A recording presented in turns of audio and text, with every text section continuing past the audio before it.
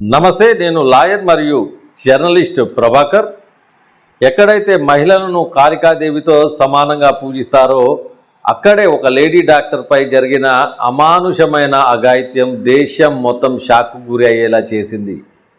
అది నిర్మానుష్య ప్రదేశం కాదు, అది జరిగింది అడవిలో కాదు. ఆమె అక్కడ ఒంటరిగా లేదు. కానీ ఆ లేడీ డాక్టర్ మాన ప్రాణాలు ఓ 2 గంటలలో గాలిలో కలిసిపోయాయి.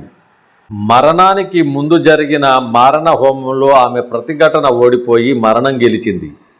డ్యూటీపై బ్యాక్ టు బ్యాక్ 36 గంటలు పనిచేసే ఆసుపత్రుల్లో రోగుల ప్రాణాలు కాపాడే డాక్టర్లకు ఎటువంటి రివార్డులు దక్కుతున్నాయి అంటే రేప్, టార్చర్, మర్డర్. కలకత్తాలోని ఆర్జీకార్ మెడికల్ కాలేజీలో ఒక ఘోరమైన అత్యంత పాశవికమైన మర్డర్ జరిగింది. బ్యాక్ టు బ్యాక్ 36 గంటలు డ్యూటీ చేసిన అనంతరం ఆ ట్రైనీ లేడీ డాక్టర్ కొంతసేపటి కోసం రెస్ట్ తీసుకుంటానికి కాలేజీలోని సెమినార్ హాల్లోకి వెళ్ళటం జరిగింది. అక్కడ ఆమెపై మాటలలో చెప్పలేనంత దారుణమైన లైంగిక దాడి జరిగింది. ఆమె కంటి నుంచి బ్లీడింగ్ అయింది, ఆమె నోటి నుంచి బ్లీడింగ్ వచ్చింది, ఆమె యొక్క ప్రైవేట్ పార్ట్స్ నుంచి బ్లీడింగ్ జరిగింది, ఆమె దేహం మొత్తం ఫ్రాక్చర్లు, గాయాలయ్యాయి. ఇది అత్యంత దారుణమైన మర్డర్. సోషల్ మీడియాలో ఈ వార్త చాలా వైరల్గా మారింది.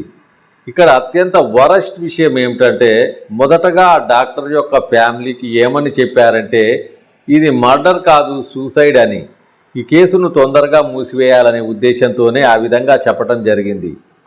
ఆగస్టు 9 అర్ధరాత్రి దాటాక తెల్లవారుజాము 2 గంటలు ఆర్జీకార్ మెడికల్ కాలేజ్ 31 ఏళ్ల పీజీ వైద్య విద్యార్థిని నైట్ డ్యూటీలో ఉన్నారు. తెల్లవారుజామున 2 గంటల వరకు మిగతా డ్యూటీ డాక్టర్లతో పాటు తాను డ్యూటీలో ఉన్నారు.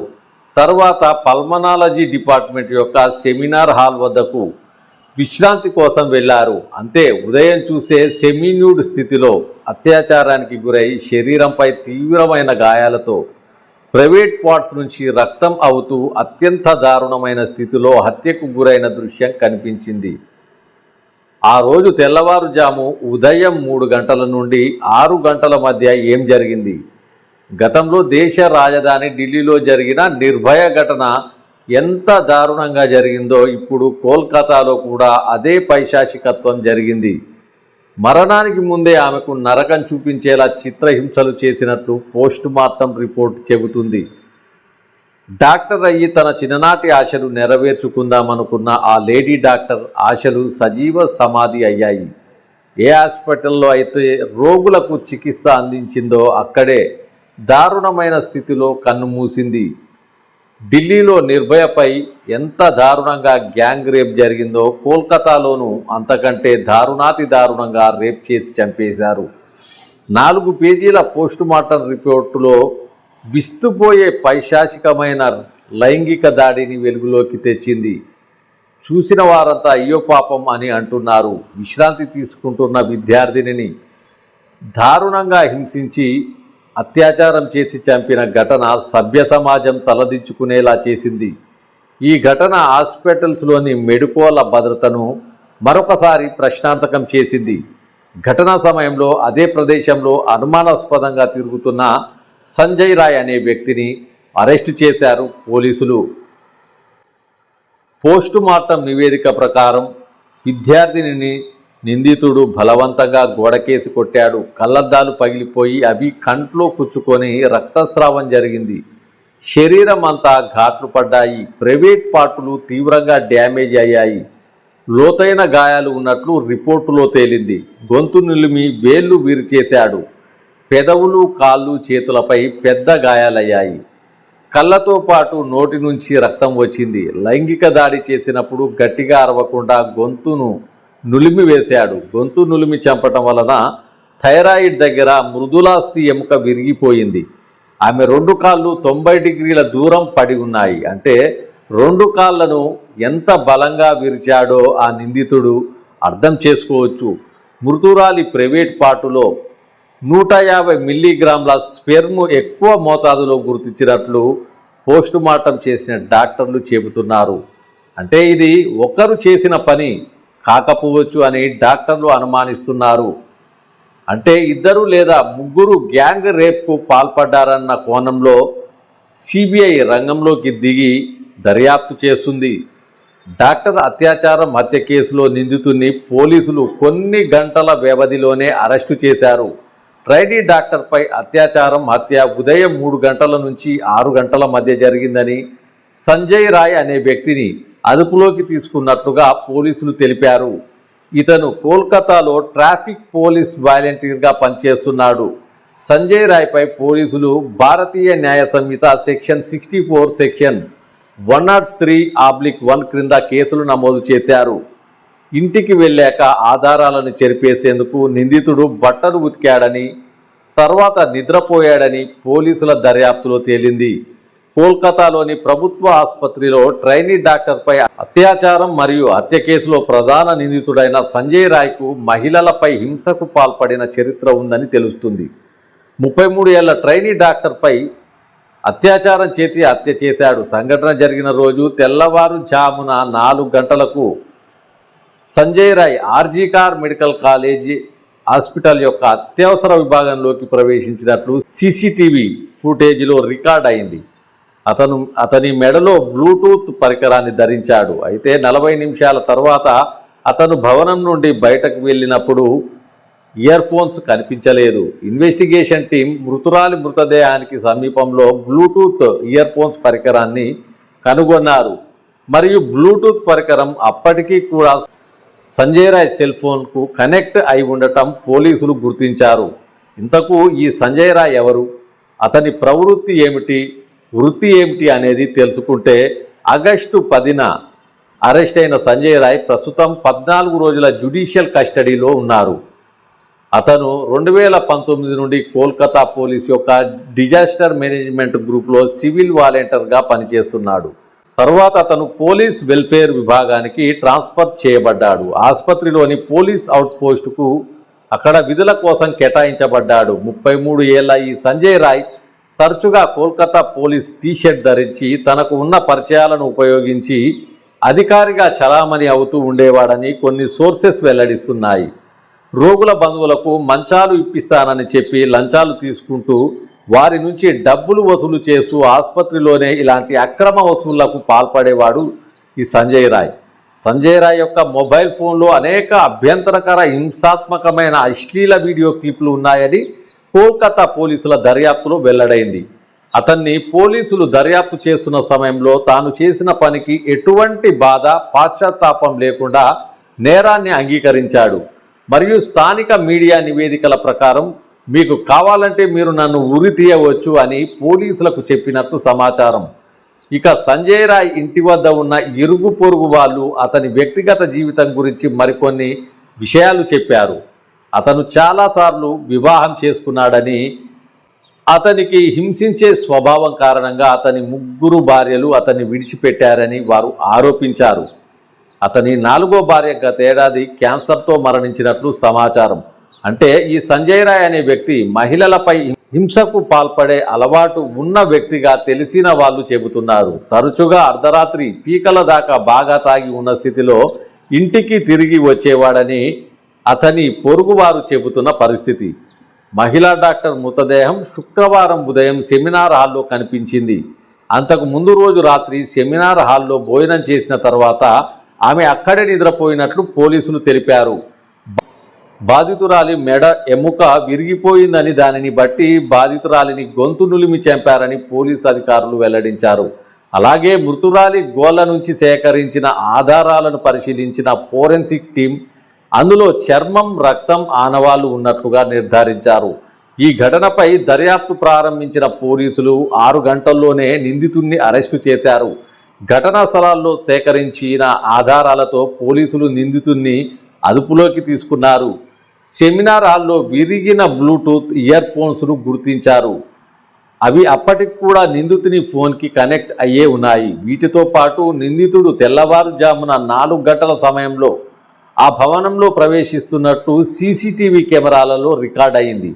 ఆ సమయంలో నిందితుడు ఇయర్ ఫోన్స్ పెట్టుకొని ఉన్నాడు. దాని తర్వాత 40 నిమిషాల తర్వాత ఆసుపత్రి నుంచి బయటకు వెళ్ళేటప్పుడు అతని చెవుల్లో ఇయర్ ఫోన్స్ లేవు. వీటితో పాటు ఇతర ఆధారాలతో నిందితుడిని గుర్తించి అదుపులోకి తీసుకున్నామని పోలీసులు తెలిపారు. కోల్కతాలో వైద్య విద్యార్థినిపై అత్యాచారం హత్యకు నిరసనగా బెంగాల్తో సహా పలు రాష్ట్రాల్లో ఆందోళనలు చేపట్టారు. దోషులను కఠినంగా శిక్షించాలని డిమాండ్ చేస్తున్నారు. ఈ కేసును సిబిఐకి అప్పగించాలని డిమాండ్ చేయడంతో సిబిఐకు ఈ కేసును బదిలీ చేశారు. అయితే ఇక్కడ నేను ఒక ప్రశ్న అడుగుతున్నాను.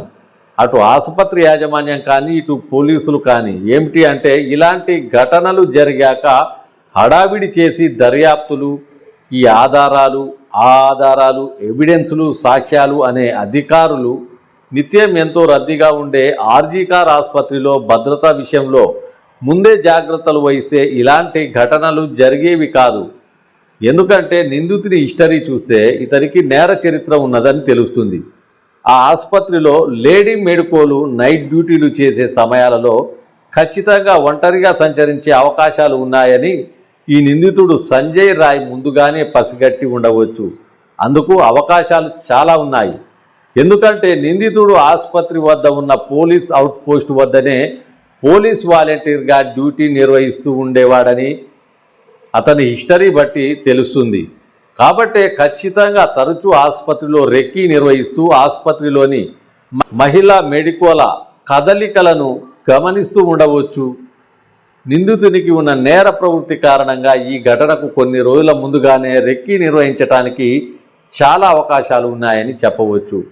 అలా ఆర్జీకార్ ఆసుపత్రిలో లేడీ మెడికోలు వారి డ్యూటీలపై ఓ అంచనాకు వచ్చిన నిందితుడు తప్పకుండా అక్కడ లేడీ మెడికోలను చేరపట్టవచ్చు అని ముందస్తు వ్యూహంతోనే అక్కడికి వచ్చి ఈ దారుణానికి ఒడిగట్టినట్లుగా మనం చెప్పుకోవచ్చు.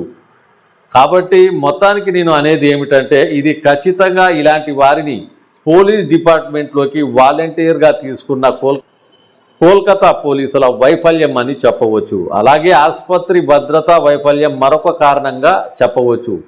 ఇలాంటి అనుమానితుల్ని ముందే గుర్తిస్తే ఇలాంటి దారుణ ఘటనలు జరిగి ఉండేవి కావు.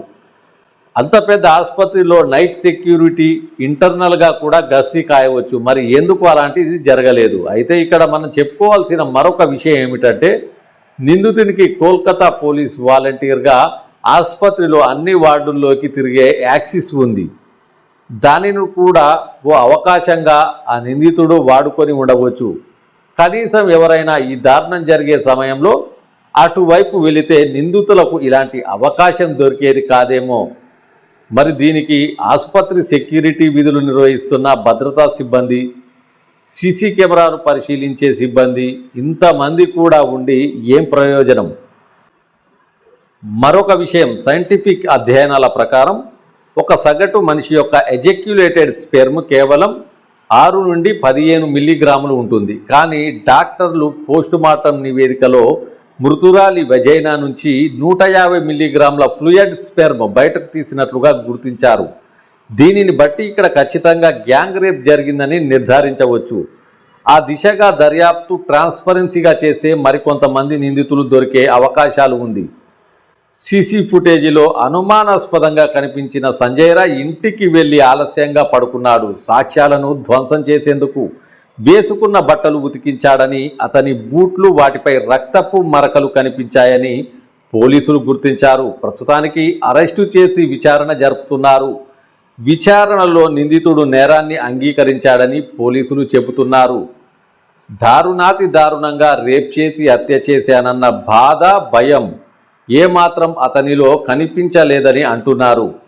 ఘటన గురించి ప్రశ్నిస్తే కావాలంటే నన్ను ఉరితీయాలని జవాబిస్తున్నాడని సంజయ్ రాయ్ ఫోన్ స్వాధీనం చేసుకొని చూస్తే ఆ ఫోన్ నిండా అశ్లీల వీడియోలే ఉన్నాయని చెబుతున్నారు. పోర్ను కాంటెంట్ చూసి పీజీ వైద్య విద్యార్థినిపై దారుణానికి ఒడిగట్టాడని పోలీసులు భావిస్తున్నారు.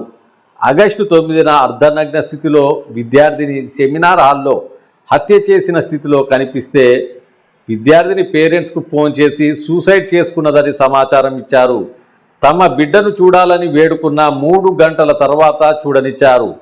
ఉదయం 6 గంటలకు మృతదేహాన్ని గుర్తిస్తే సాయంత్రం పోస్టుమార్టం చేశారు. ఇన్వెస్టిగేషన్ని హాస్పిటల్ సిబ్బంది పక్కదారి పట్టించారా అన్న సందేహాలు కూడా పెరుగుతున్నాయి. అంతేకాదు ఆర్జీకార్ హాస్పిటల్ ప్రిన్సిపల్ సందీప్ ఘోష్ మృతురాలి గురించి కొన్ని కామెంట్లు చేసినట్లు ప్రచారం జరిగింది. అర్ధరాత్రి తర్వాత ఆసుపత్రిలో ఒంటరిగా ఎందుకు తిరగాలి అన్నట్టు చెబుతున్నారు. తనను పదవి నుండి దింపేలా విద్యార్థులను కొంతమంది రెచ్చగొట్టారని, నిందితుడికి శిక్ష పడాలని నేను కోరుకుంటున్నానని, బాధితురాలికి వ్యతిరేకంగా ఎటువంటి వ్యాఖ్యలు తాను చేయలేదని, సోషల్ మీడియాలో తనపై జరుగుతున్న ప్రచారాన్ని భరించలేకపోతున్నానని అన్నారు. మృతి చెందిన అమ్మాయి తన కుమార్తె లాంటిది అని, అందుకే రాజీనామా చేస్తున్నానని దిగిపోయాడు. ఇంత పెద్ద వ్యవస్థ, ఇంతమంది డాక్టర్లు, ఇంతమంది సెక్యూరిటీ అయినా ఏం లాభం? ఓ నిండు జీవితం కామాంధుడి చేతిలో బలైపోయింది. అత్యంత దారుణాతి దారుణంగా శరీరానికి నిలువెల్లా గాయాలయ్యాయి. ఇంత దారుణమైన ఘటన జరిగితే నెమ్మదిగా దర్యాప్తు జరగటంపై వైద్య విద్యార్థులు తమ ఆందోళనలను తీవ్రతరం చేశారు. దేశమంతా మెడికోలు సంఘీభావం ప్రకటించారు. సంఘీభావంగా క్యాండిల్ ర్యాలీలు తీశారు. బాధితులకు, బాధిత కుటుంబానికి న్యాయం జరగాలని డిమాండ్ చేస్తున్నారు. ఇకనైనా ఇలాంటి ఘటనలు పదే పదే పునరావృతం కాకుండా ముఖ్యంగా పోలీస్ డిపార్ట్మెంటు, ఇంకా ముఖ్యంగా ఆయా శాఖలలోని ఉన్నతాధికారులు ఎప్పటికప్పుడు ఇలాంటి అనుమానితుల కదలికలపై నిఘా పెడుతూ మెడికోలకు రక్షణగా ఉండాలని కోరుకుంటున్నాం.